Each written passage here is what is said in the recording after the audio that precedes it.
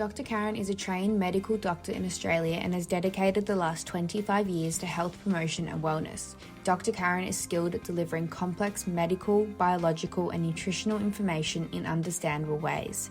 She is a holistic health coach and graduate of the Institute for Integrative Nutrition and was awarded a Lifetime Achievement Award by the National Wellness Institute in 2016. Dr. Karen graduated from Sydney University with a Bachelor of Medicine and a Bachelor of Surgery. She began her career in Australia as a family physician and spoke on many panels as an advocate for healthcare reform. In her role as the medical director of the Australian Government Health Service, she spent 8 years in the administration of national healthcare, wellness, and senior programs. Education continues to be a component in Dr. Karen's career and in support of her passion to help others make positive lifestyle choices.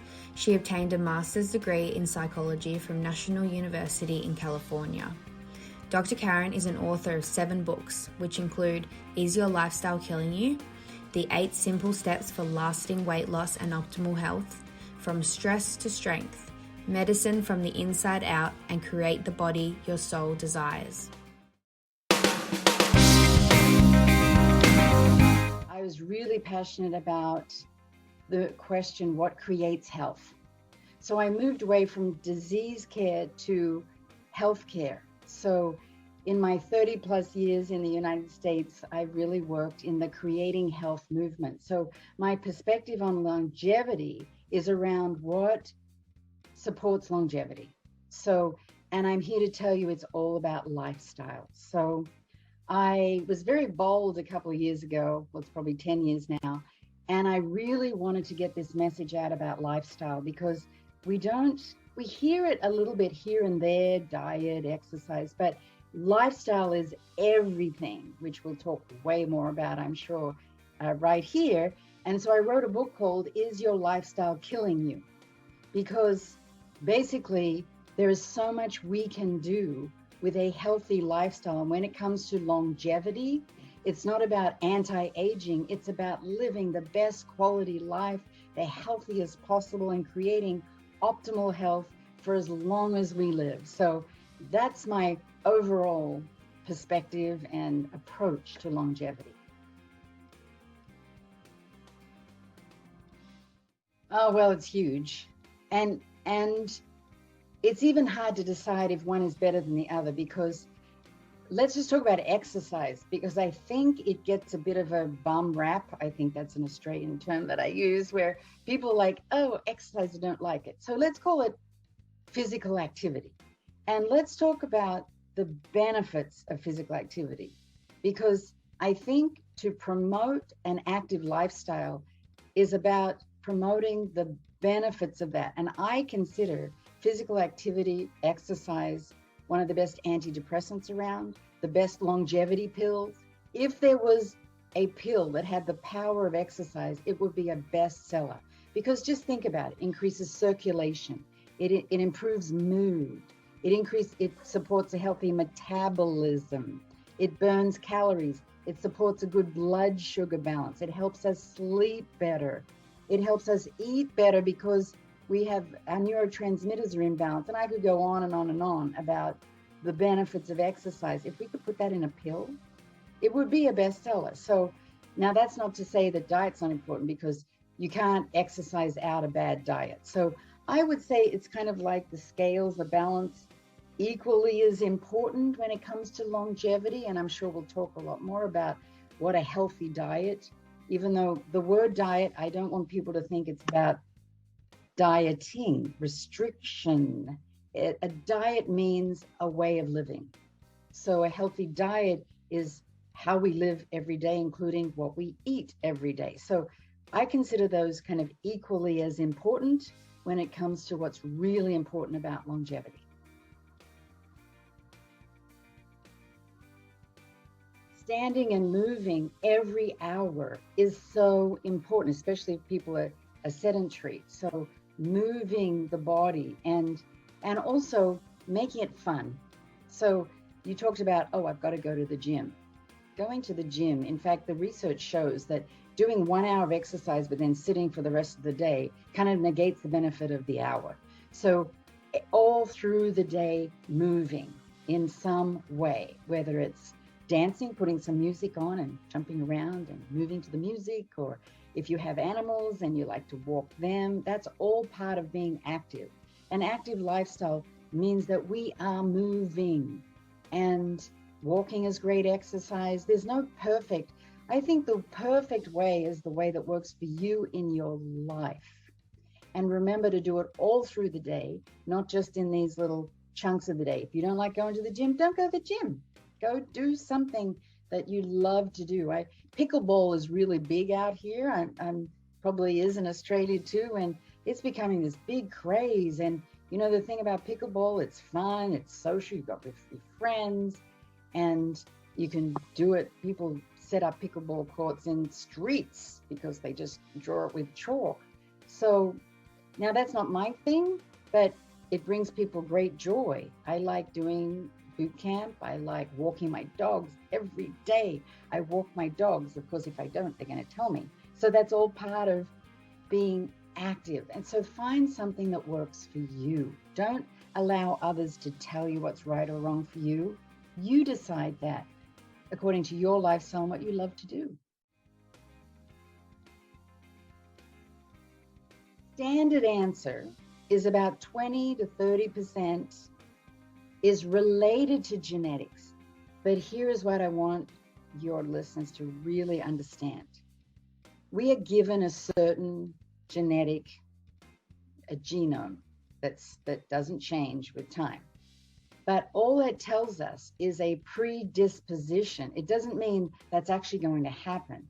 So there's this big field called epigenetics. Epi means around genetics. It also means environmentally ways we can either switch genes on or switch genes off. Epigenetics. And I do a lot of teaching about epigenetics and people understanding that even though you might have a certain genetic background or your genetic shows a certain makeup, there's called SNPs, which are different slight variations in genetics, doesn't mean that's going to happen if you have the right lifestyle, which gets back to everything we're talking about that can actually, even if you've been given a kind of not a great genetics code, there are ways that you can keep certain genes silenced that you don't want expressed. And in future conversations, when we talk about Alzheimer's in the future, they'll certainly talk about that, a particular gene that we've identified as potentially higher risk, but there are certain things we can do with lifestyle that can keep that quiet. So people don't realize that genetics does not mean destiny. And one way it's described is genetics loads the gun, but environment and lifestyle fires the trigger. So I don't like the gun analogy, but it just shows us the power we have with lifestyle to even change the way our genetics is expressed. I'm a health coach, and I work in a field called nutrigenomics, which is how nutrition environment can change the expression of SNPs, which are small little changes in genes. And there are certain SNPs that have been really well studied that we work with. For example, the one I talked about with Alzheimer's. It's a SNP, a single nucleotide polymorphism, that if you have a certain one, what I would advise people, if you have that, is you do certain things like reduce saturated fats, exercise, keep your blood sugar stable. And so that potentially doesn't mean that SNP's going to cause this, but if you set up certain environmental lifestyle factors, then it keeps that one silenced potentially. So if you go to drkarenwolfe.org and go to health and wellness genetic testing, I have an explanation of, there's a test called DNA Health that kind of explains some of the categories of nutrigenomics, such as inflammation, detoxification, methylation, insulin sensitivity. And there are certain SNPs, certain small little changes in your genomic profile that makes you unique, but that would lead to certain lifestyle changes that I would recommend for you. Okay, so I'll give you an example. So The DNA health test that is on my website, I send away, and it's global, so it's all around the world. And it's a little blood spot test that gets sent away. I get a report, and then I meet on Zoom and I go through the report with you. And there be, for example, we were talking about Alzheimer's. There will be a report to see if you have that so-called Alzheimer's gene or not. And if you do, then I would recommend certain lifestyle factors that can support the suppression of that little SNP. That's one example for the Alzheimer's gene that's so well known, ApoE4, or insulin sensitivity. So you might have show that you have a higher predisposition to diabetes. So it might make you more inclined to follow a low blood sugar lifestyle because you have this little genetic variation that makes you more susceptible to insulin resistance. So that's another specific example. It's like a little window into what makes you unique and what lifestyle factors are most important for you, because there's so much we can do with lifestyle, but when we can really be specific based on your genetic risk, it makes it more effective. Hard, right? Because we talked about diet and exercise being like equally important when we didn't talk about stress. So I'm here to tell you that stress can negate all of that, because stress and the hormone called cortisol, that is the stress hormone, the fight or flight response, is so damaging to the body in every way.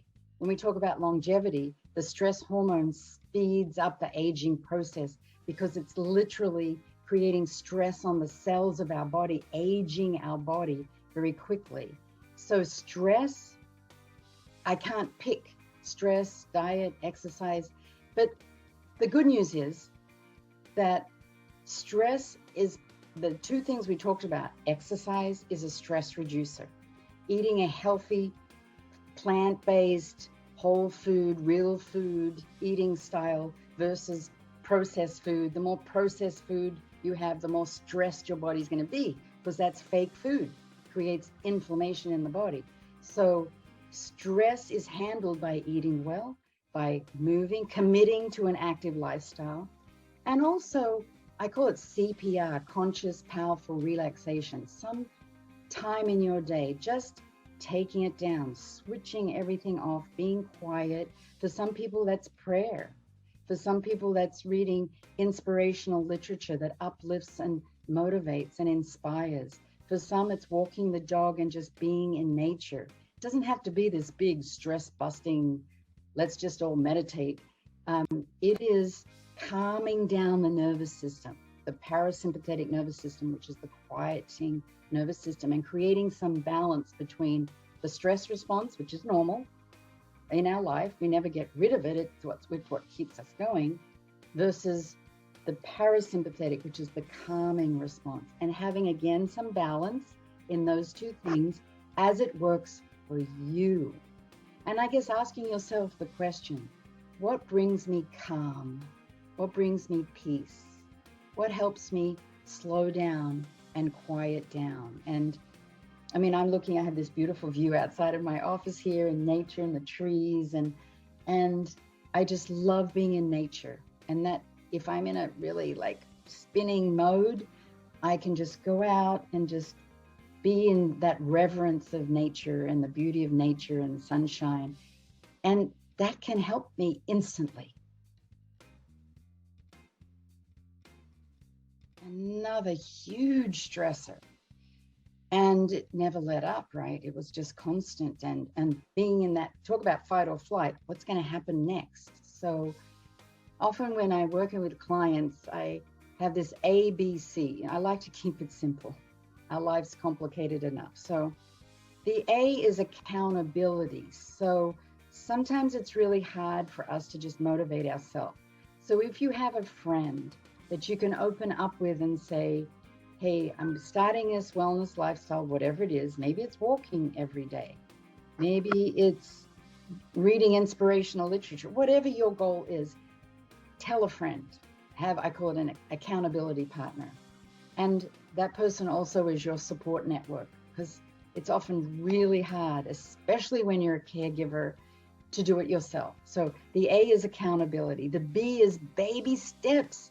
Don't be hard on yourself. You might hear all these great ideas and it's like it's overwhelming, so you don't start anything. So just start small. Just pick something and make it a baby step and start there. And the C is connection. And of course, with your accountability buddy, you'll get connection, but be part of someone else's life. Ask for support. Join a group, a support group, whatever that is. It was all virtual in COVID, support networks. But connection and community is really important, and probably not what someone would expect me to say, in how do you start a wellness lifestyle? Well, walk every day for 20 minutes or wear your Apple Watch. They're all one thing that it's not sustainable unless you have accountability, take baby steps, and have connection community. Those things are what's going to keep it going for you. And I hope that just that little acronym will stick with you to remember how you keep this wellness lifestyle going. For this topic, I wrote an ebook. That's an electronic book so that you get it on your computer, called Top 12 Lifestyle Tips to Support a Healthy Immune System. So when your immune system is healthy, you are healthy. And so that's a free ebook that will kind of review a lot of what we've talked about today with diet and exercise. And we didn't talk about sleep. We talked about stress. I mean, there's just so many lifestyle factors, but that's an ebook that you can kind of reflect on and maybe help you with those baby steps. Pick one. So if you're not getting 7 to 8 hours sleep, maybe that's a goal. So that ebook might help you set your lifestyle, your baby steps. So that, and also we talked about nutrigenomics. Unexpected that I would talk about that today, but it's something that I'm very passionate about. So you can certainly go to my website and look at the nutrigenomic testing there and learn a little bit more, and you'll be ahead of the curve when it comes to understanding this fabulous field of really making sure you know what your genetic predispositions are, potential health risks, and being able to apply a lifestyle approach to that.